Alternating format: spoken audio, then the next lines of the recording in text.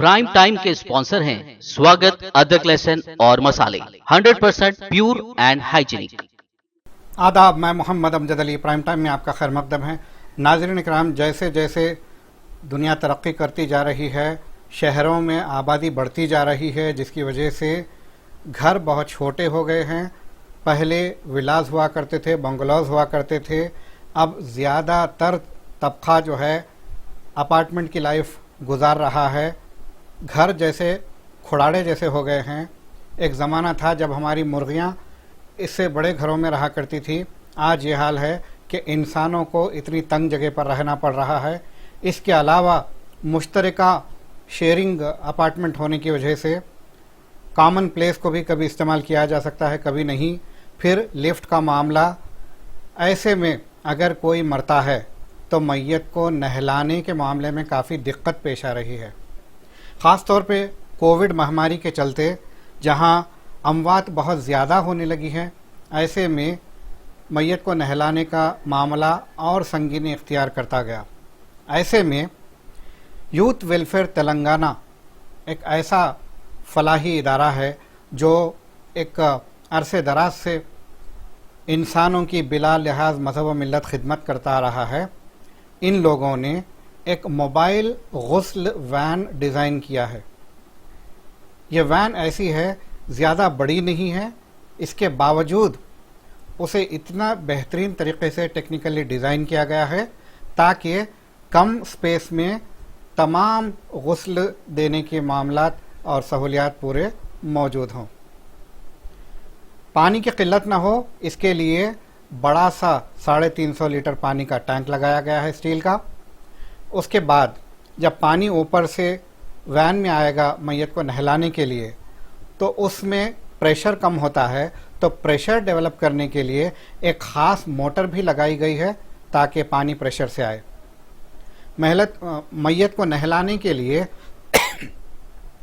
जो टेबल होता है वो टेबल भी स्टेनलेस स्टील का है। और ख़ास बात यह है, वो टेबल नीचे ऊपर किया जा सकता है हाइड्रोलिक मैकेनिज़्म के ज़रिए, ताकि मैयत को गाड़ी में रखने और फिर नहलाने के लिए ऊंचाई पे ले जाना होता है, फिर वापस नीचे करके गाड़ी से बाहर आसानी से निकाला जा सके। इसके अलावा चूँकि गर्म पानी से पानी नहलाना होता है, मोबाइल वैन को अगर बंद कर दिया जाए तो ह्यूमिडिटी बढ़ जाएगी, गर्मी बढ़ जाएगी। इसके लिए दो तरफ भी ख़ास एग्जॉस्ट फैन लगाए गए हैं, ख़ास लाइट का अहतमाम किया गया है, और मैयत का गुस्ल का जो पानी है उसको ड्रेन करने के लिए इतना बेहतरीन मेकानिज़म बनाया गया है। ड्रेन किया गया पानी एक स्पेशल पाइप के ज़रिए, जो अक्सर फायर फाइटिंग में इस्तेमाल होता है, वो पाइप 45 फीट का लंबा पाइप लगाया गया है ताकि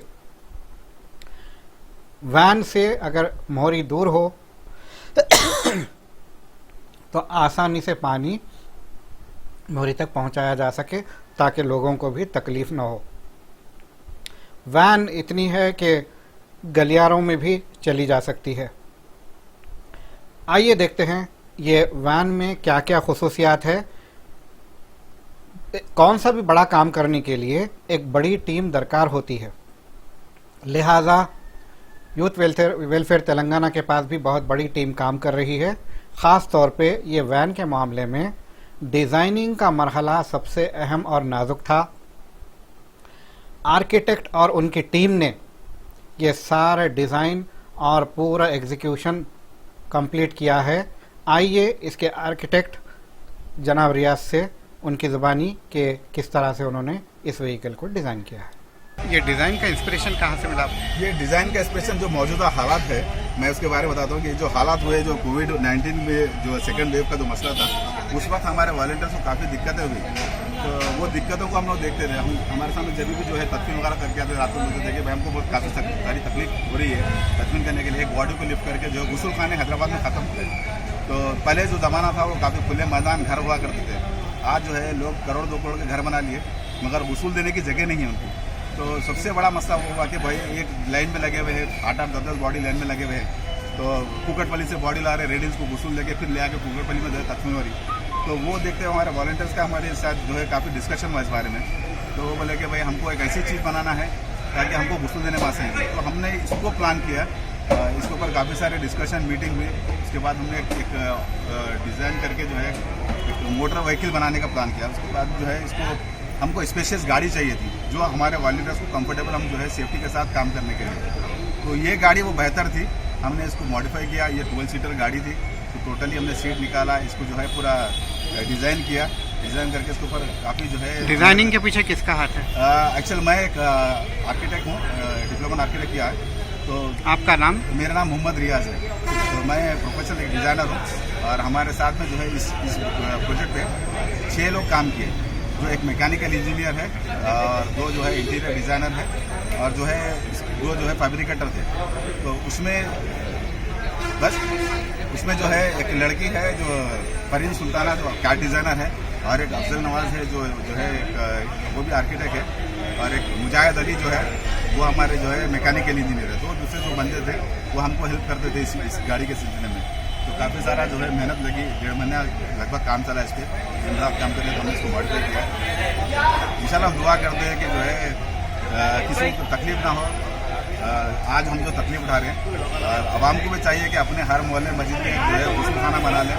मस्जिदें जो है काफ़ी है, एक छोटी सी जगह लगती है गुस्ल खाना बनाने के लिए। तो हमें चाहिए कि गुस्ल देने की हर मोहल्ले में सहूलत हो ताकि आने वाले दिनों में हमको फिर ऐसी मेहनत करके जो है कोई गाड़ी बनाने की नौबत आए। नाजरीन, तो देखा आपने कि किस कदर बेहतरीन एम्बुलेंस तैयार की गई है। इस एम्बुलेंस को तैयार करने का ख्याल कैसे आया और इस एम्बुलेंस को तैयार करने में क्या क्या दिक्कतों का सामना करना पड़ा, आइए जानते हैं यूथ वेलफेयर तेलंगाना के फाउंडर प्रेसिडेंट जनाब सैयद जलालुद्दीन ज़फ़र से उनकी ज़ुबानी। अस्सलाम वालेकुम। जैसा कि आप देख चुके हैं, गुस्ल व्हीकल बनकर तैयार हुई है। मेन वजह ये रही इसकी गुस्ल वैन बनाने की, जो कोविड से जो इंतकाल हो रहे थे मुसलमानों का, तो हमें गुस्ल देने के लिए बहुत मुश्किलात का सामना करना पड़ा। हम काचुगड़े पे किसी का इंतकाल हुआ तो सैदाबाद सरूनगर में मायक अशरफुल उलूम मदरसा है, वहाँ पर तदफीन को लेके जा रहे थे। कोकटपल्ली पर हुआ तो रेड हिल्स लेके आ रहे थे। तो इस तरीके से हैदराबाद में 4-5 मुकामात पर हमें गुस्ल की इजाज़त मिली थी, जहाँ पर गुस्ल का इंतज़ाम था, गुस्ल खाना बना हुआ था। जैसे मसाजिद जन्नतुल मस्जिद बकी बंजर हिल है और मस्जिद तौहीद टोली चौकी, मस्जिद मोहम्मदिया अत्तापुर, अशरफुल उलूम। तो इस तरीके के मुकाम मसाजिद में और मदरसों में हम ले जाके गुस्ल दे रहे थे। लेकिन इसमें ये मुश्किल हो रही थी कि हमें 10-10, 15-15 किलोमीटर एम्बुलेंस में बॉडी को लेके आना, फिर गुस्ल देके फिर कब्रिस्तान ले जाना। तो हमने सोचा कि क्यों ना एक गुस्ल वैन बना ली जाए। तो अल्हम्दुलिल्लाह हम गुस्ल वैन बनाने का 1-2 महीने पहले कुछ काम शुरू किए थे। पिछले 1.5 महीने में हमें कंप्लीट हुई और गुस्ल वैन बनाने के लिए हमें बहुत से मुश्किलात का सामना करना पड़ा। फ़ंड्स की किल्लत थी। अल्हम्दुलिल्लाह कई ऐसे साहिब इस्तेदाद जो फ़ॉरेन वगैरह में हैं और यहाँ पर NGOs का सपोर्ट, कई लोग के ताउन से आज ये अल्हम्दुलिल्लाह ये तैयार हो चुकी है गुस्ल वैन। और इसमें हमें गाड़ी ढूंढने में खुद 1 हफ़्ता लग गया।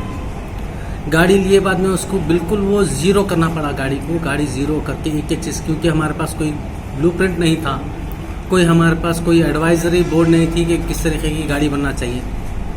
तो अल्हम्दुलिल्लाह कई हमारे पास इंजीनियर्स है, डॉक्टर्स है, एडवोकेट्स है, ये सब की टीम लेके फिर ख़ास तौर पे जो हमारे लड़के जो गुस्ल देते हैं उनको सामने रखा गया, इंजीनियर्स को सामने रखा गया, फिर एडवोकेट को भी रखना पड़ा, वहाँ पर डॉक्टर्स को भी रखना पड़ा। वजह यह है कि खाली दिखने में एक गुस्ल वैन एक ही दिख रही, लेकिन उसमें लीगल प्रॉब्लम कुछ आ गए तो एडवोकेट की ज़रूरत पड़ती है। अल्हम्दुलिल्लाह हमारे पास एडवोकेट अवेलेबल है, हमारे पास डॉक्टर्स अवेलेबल है, क्योंकि वहाँ पर सेफ्टी का मसला है, हेल्थ का इशू का, तो डॉक्टर्स के से राय मशवरा किए।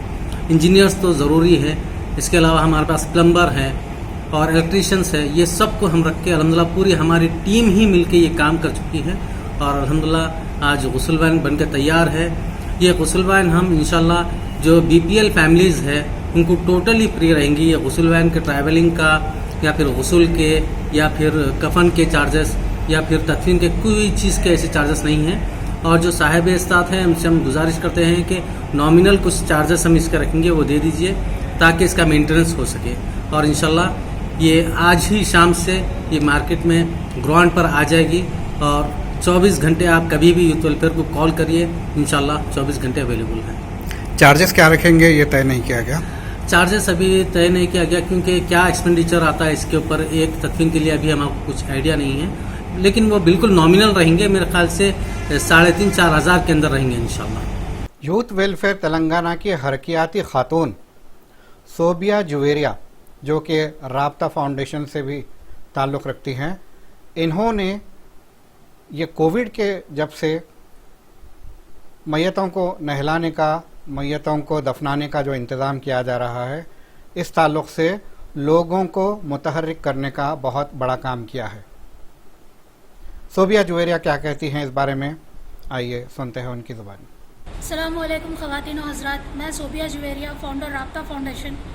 आज जो है गुस्ल वैन लॉन्च किया गया नेहरू ऑडिटोरियम नामपल्ली पे।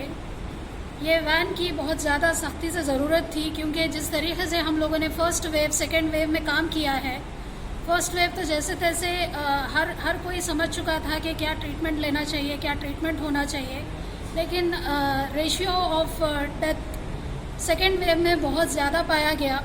और एक वक्त ऐसा आया, मैं कुछ कहने से पहले आप सबको इस ऑर्गेनाइजेशन का तारुफ करा दूं। ये तो ऐसे मोहताज नहीं है क्योंकि ये लोग थ्रू आउट तेलंगाना जो है एक्टिव रहे हैं। राब्ता फाउंडेशन एक अपने आप में एक प्लेटफॉर्म बना जहां पर डॉक्टर्स का कंसल्टेशन, फ्री डॉक्टर्स का कंसल्टेशन, ऑनलाइन कंसल्टेशन हम लोग देते थे और जो है कई सारे पेशेंट्स को हम लोग डिस्ट्रिक्ट लेवल से हैदराबाद पर शिफ्ट करवाते थे, बेड्स दिलाते थे। बट एक जो तकलीफ़, एक दिक्कत जो आती थी वो आती थी कि कई सारे लोग जो है अपने घरों से बाहर निकल कर काम नहीं कर सकते थे और कई सारे जो है फ्रंटलाइनर्स घर पर बैठे काम करते थे। तो अपने अपने लेवल पे हर किसी का जो है अपना अपना रोल रहा, अपनी तरफ से जो जैसा बन पड़ता वो लोगों ने किया। लेकिन यूथ वेलफेयर तेलंगाना एक ऐसा ऑर्गेनाइजेशन उभर कर आया। हमें फ़ख्र है आज के थ्रू आउट तेलंगाना में जितने ऑर्गेनाइजेशंस ने काम किया है उसमें यूथ वेलफेयर तेलंगाना, जो कि एक मुस्लिम ऑर्गेनाइजेशन है, वी आर ग्लैड दैट एक हमारी कम्युनिटी से ऐसा ऑर्गेनाइजेशन उभर कर आया जो मज़हब और मिलत के परे, चाहे वो हिंदू हो, मुस्लिम हो, क्रिश्चियन हो, चाहे किसी भी रिलीजन को बिलोंग करता हो। यही नहीं बल्कि ये टीम में मैक्सिमम मेल कैंडिडेट्स मौजूद हैं। जो नौजवान हैं इसमें ज़्यादा से ज़्यादा मेल हैं और बमुश्किल कुछ ख़वातीन इसके साथ जुड़े हुए हैं, जिसमें से एक मैं भी हूँ। लेकिन ये ऑर्गेनाइजेशन जो काम किया है ये बिना जेंडर के मतलब कि मेल के लिए भी, फीमेल्स के लिए भी जो है उनके आखिरी रिचुअल्स के लिए हर किसी को, चाहे वो गरीब हो, चाहे वो अमीर हो, चाहे वो हिंदू हो, मुसलमान हो, सिख हो, ईसाई हो, चाहे जो भी हो, उनके लिए ये एक ऐसा ऑर्गेनाइजेशन रहा कि लोग अपने फैमिलीज़ को याद नहीं कर रहे थे, वो ऑर्गेनाइजेशंस को कॉल करते थे, उनके अपने अपने दिए गए हेल्पलाइन नंबर्स को कॉल्स आते थे और सारे ऑर्गेनाइजेशन जो है यूथ वेलफेयर की तरफ राग़िब हुए क्योंकि कई सारे डिस्ट्रिक्ट्स में भी ये लोग की टीम जो है मौजूद हुई, कई सारे नौजवान बच्चे आगे आए। मेरी आप सबसे गुजारिश है, ऐसी गुजारिशें हम करते आए हैं ऐसे ऑर्गेनाइजेशंस के लिए। एक वक्त जो आया था ख़ास करके जब हैदराबाद में थ्रू आउट तेलंगाना में ऑक्सीजन की किल्लत रही, हॉस्पिटल्स खाली करवाए गए, तो उस वक्त यूथ वेलफेयर में बच्चे भी कम हो गए, डेथ बॉडीज़ इतने बढ़ गए कि जो काम कर रहे थे वो बच्चे भी, टीम मेंबर्स भी कम हो गए।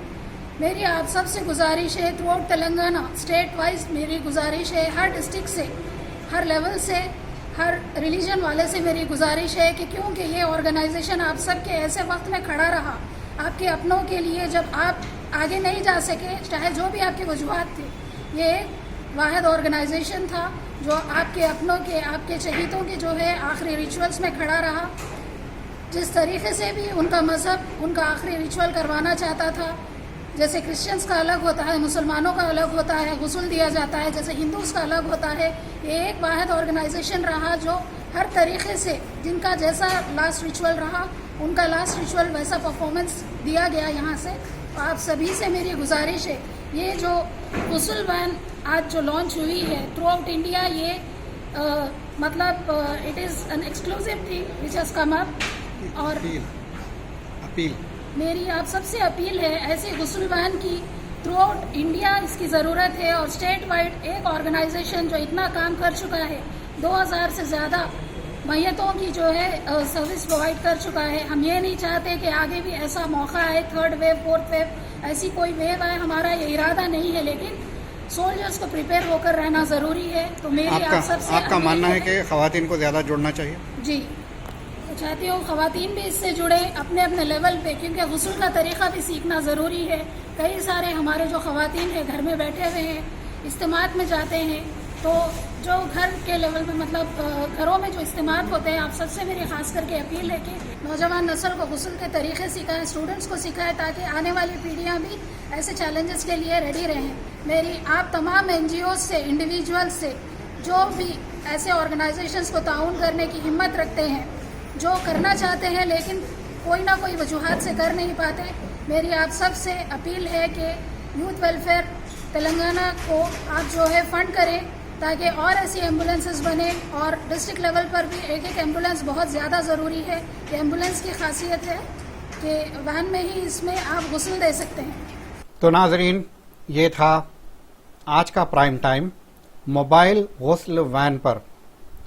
किस तरह से एशिया भर में इन्होंने तलाश किया और कहीं पर भी ना पाया, तो यूथ वेलफेयर तेलंगाना को ये एजाज़ जाता है कि एशिया की सबसे पहली मोबाइल गुस्ल वैन तैयार करने का। अब देखते हैं इस वैन को किस तरह से कितने लोग इस्तेफ़ादा करते हैं।